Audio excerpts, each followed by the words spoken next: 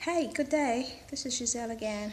Just here to chit chat with you, for us to reason together.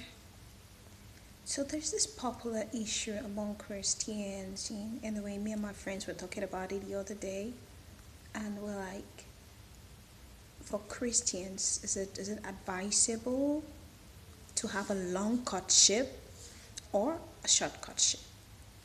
See, there are several reasons everyone can raise up for why you should go for a shorter courtship or longer. And what all the reasons we talked about, they were totally justifiable based on the situation. But I think generally it's a people thing. What works for A doesn't necessarily work for B, because most people justify longer courtship by saying, no, you have to study the person and stuff. But I ask myself, I mean, even in marriage, you meet people that have been married for like 30 years and they tell you we're still learning stuff about each other. So, I mean, why take all the time? And because of this knowing people, you just have some guy or some ladies let themselves to be kept for long, as if they're trying to get a PhD with a guy. I mean, you guys have been dating or say in a relationship for the past 7 years. I mean, what is that? If you were going to school, you should have a PhD by now. See, sometimes it's necessary, but I don't think the way people drag it around, it should be that long. There are people that can meet for. I mean, I heard a story. This guy, he met this lady. 2 weeks later, they got engaged in in in the space of 3 months. They're married, and they're doing great right now, because in that marriage, that's when you begin to discover who that person really is. So I'm going to look at some biblical examples. For example, when Jacob, when he saw Rachel, he's like, this is the person I want. I mean, he was so sure.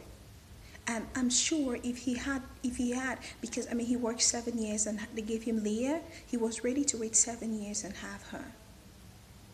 But I think if it was Rachel, which was given to him in the first place, I don't think he would have taken that 14 years.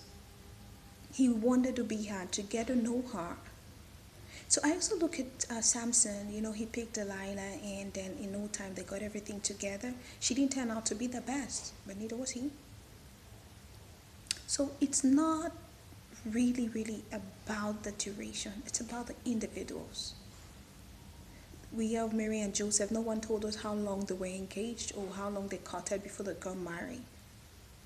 So my point is this: don't just take someone's daughter and keep them there. I mean, you're gonna get to know them. I mean, how well can you really know someone when you guys are in the same bed, or you have to come back home and on a day where they've not showered and they begin to smell? I mean, you always meet them out in the house. They're looking good and fine and all sexy and classy and stuff. But when you're in the same house, that's when you begin to step on toes and you get to learn, oh, I don't need to do this, I don't need to do that. So I don't think it's about the length of time.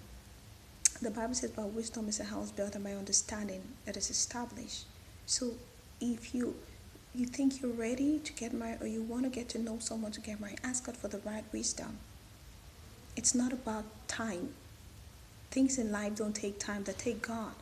I met a woman or a man that has adequately prepared themselves, and then God brings the right person. They know what to do because they've been building on their character, they've been building on their walk with Him, which is prime.